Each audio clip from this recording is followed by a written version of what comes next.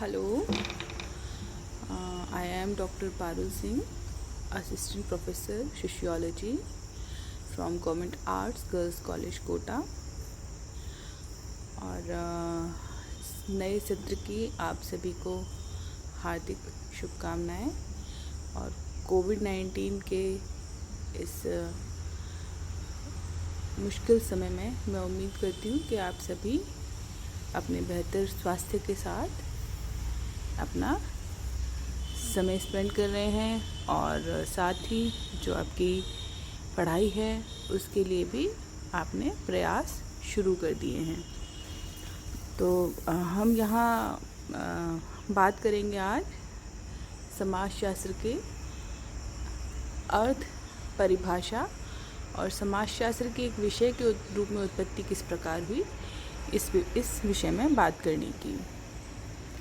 समाजशास्त्र के यदि अर्थ को समझने की कोशिश करें कि समाजशास्त्र क्या है, क्योंकि यदि हम इसके शाब्दिक अर्थों को देखने की कोशिश करें सामान्य रूप से, तो हमें इसमें दो शब्द समझ में आते हैं, समाज और शास्त्र।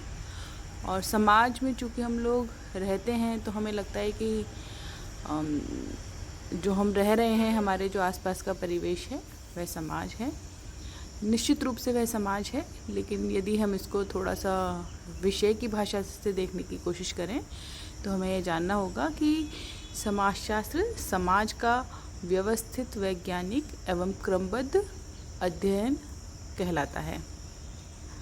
अर्थात एक ऐसा विषय जो समाज को व्यवस्थित तरीके से, वैज्ञानिक तरीके से अर्थात नियमबद्ध तरीके से और क्रमबद्ध यानी एक के बाद एक घटनाओं का अवलोकन करता है, घटनाओं का अध्ययन करता है, और ऐसा जो विषय है वो समाजशास्त्र कहलाता है। समाजशास्त्र की यदि उत्पत्ति देखने की कोशिश करें कि एक विषय के रूप में समाजशास्त्र हमारे सामने कब आया, तो सन 1838 में समाजशास्त्र एक विषय के रूप में हमारे सामने हमें देखने के लिए मिलता है। और समाजशास्त्र के जो जनक हैं, फादर ऑफ सोशियोलॉजी जिन्हें कहा जाता है, वो हैं अगस्त कोंत। अगस्त कोंत फ्रांस के थे और उन्होंने समाजशास्त्र की स्थापना में सर्वाधिक महत्वपूर्ण भूमिका का निर्वाह किया था। इनकी बुक थी पॉजिटिव फिलॉसफी, जिसमें इन्होंने पहली बार 1838 में समाजशास्त्र की चर्चा पहली बार की थी इन्होंने। और इंटरेस्टिंग बात यह है कि अगस्त कोंत मैथ के स्टूडेंट थे, गणित के छात्र थे, लेकिन उनकी जो रुचि थी वो रुचि उनकी सामाजिक समस्याएं उस समय जिस प्रकार की थी उनकी ओर हुई, और उसने उनको प्रेरित किया कि वो एक ऐसे विषय की स्थापना करें जो समाज का अध्ययन कर पाए। तो अगर हम सामान्य रूप से देखने की कोशिश करें तो हम ये देख रहे हैं कि समाजशास्त्र का, जैसा हमने इसके शाब्दिक अर्थों से बात की थी, तो हमें पता चलता है कि समाज का अध्ययन करने वाला जो विषय है वो समाजशास्त्र है। तो क्या अब हमारे सामने मुख्य सवाल जो आता है उभर करके वो यह आता है कि क्या समाज का उद्भव भी लगभग 1838वीं शताब्दी के आसपास ही हुआ, या ऐसे कौन से फैक्टर्स रहे कि इतना प्राचीन समाज होने के बाद भी और 1838 में समाजशास्त्र एक विषय के रूप में स्थापित हुआ। जबकि यदि हम अन्य और विषयों को देखें तो नागरिक शास्त्र हुआ, इतिहास हुआ, अर्थशास्त्र हुआ, या प्राकृतिक विज्ञानों की भी यदि हम बात करें, जीव विज्ञान और केमिस्ट्री, ये सब बहुत ज़्यादा प्राचीन सब्जेक्ट हैं।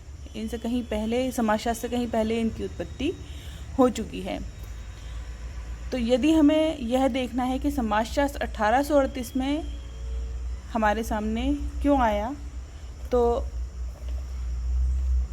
इसके लिए हमें 2-3 चीज़ों को देखना होगा। सबसे पहले तो समाज किस प्रकार से उत्पन्न हुआ, समाज कब अस्तित्व में आया।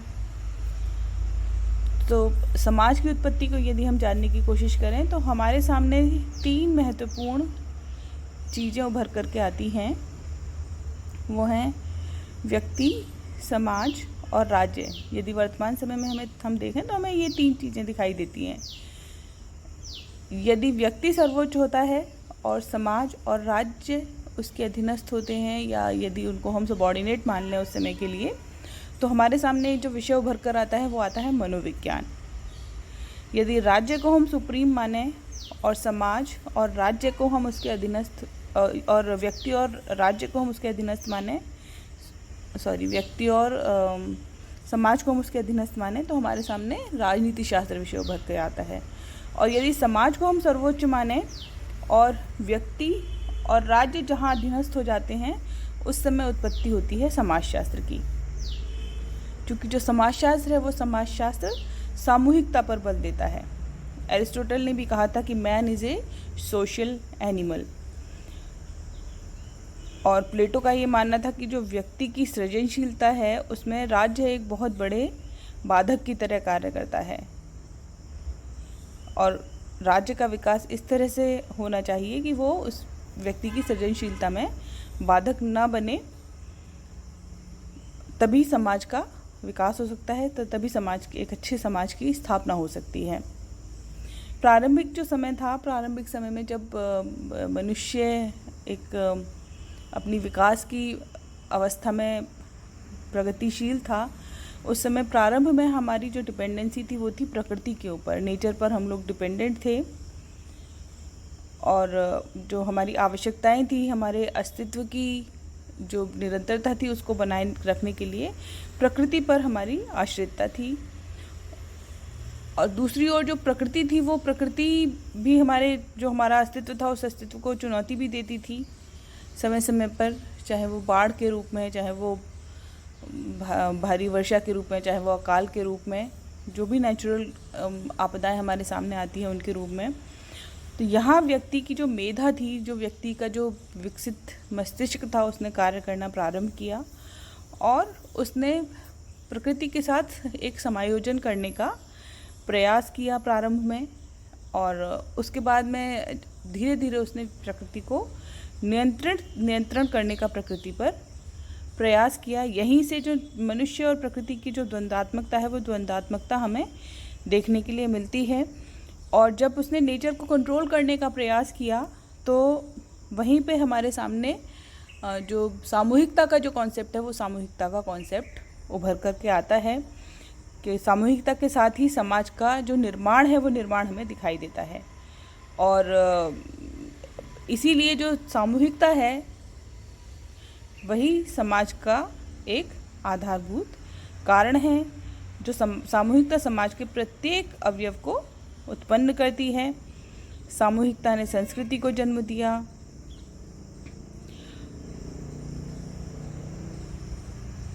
और इस प्रकार से समाज हमारे रूप में सामने आया। तो हम ये मान सकते हैं कि लगभग जितना प्राचीन मनुष्य है, ऑलमोस्ट उतना ही प्राचीन हमारा समाज रहा है। तो यदि इतना प्राचीन समाज है, तो निश्चित रूप से जो सामाजिक घटनाएं हैं, वो सामाजिक घटनाएं भी उसी समय उत्पन्न हो गई थी। तो ऐसे कौन से फैक्टर्स रहे जिनकी वजह से जो समाजशास्त्र है, वो समाजशास्त्र मतलब बिल्कुल एक नए विषय के रूप में हमें दिखाई देता है। समाजशास्त्र 1838 में, जस्ट अभी 200 साल भी पूरे नहीं हुए हैं। तो उस समय जब अब हमें इसे देखने के लिए कि उस समय ऐसी कौन सी घटनाएं थी जिनकी वजह से समाजशास्त्र एक विषय के रूप में आया, यदि हम देखने की कोशिश करें तो हमें दो मुख्य घटनाएं दिखाई देती हैं। पहली है फ्रांसीसी क्रांति और दूसरी है औद्योगिक क्रांति। ये दो मुख्य घटनाएं हैं जो सीधे सीधे संबंधित हैं समाजशास्त्र की उत्पत्ति से।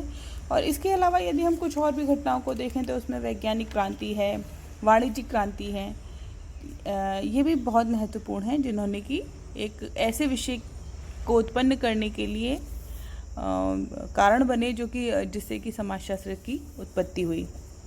तो जो फ्रांसीसी क्रांति है, ये जो घटनाएं हैं, ये घटनाएं मुख्य रूप से हमें 18वीं शताब्दी में घटित होती हुई दिखाई देती हैं।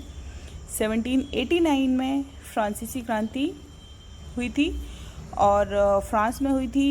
फ्रांस यूरोप में है, हम जानते हैं, पढ़ चुके हैं हम लोग ये पहले। तो जो फ्रांसीसी क्रांति हुई, उस फ्रांसीसी क्रांति ने हमें उससे पूर्व जो हमें समाज में जो व्यवस्था देखने के लिए मिलती थी, वो व्यवस्था हमें राजशाही कहें उसको या राजतंत्र कहें, उस तरह की व्यवस्था हमें देखने के लिए मिलती थी। लेकिन जो फ्रांसीसी क्रांति जब घटित हुई तो फ्रांसीसी क्रांति ने स्वतंत्रता और समानता के लिए एक जो मनुष्य का संघर्ष था, मनुष्य के संघर्ष के इतिहास को एक मोड़ देने वाली, जो कहते हैं ना अपसाइड डाउन चेंज करने वाली एक घटना के रूप में स्थापित हुई फ्रांसीसी क्रांति। और उसने जो आधारभूत व्यवस्थाएं थी समाज की, उन आधारभूत व्यवस्थाओं को उसने बिल्कुल पूर्णतया चेंज कर दिया।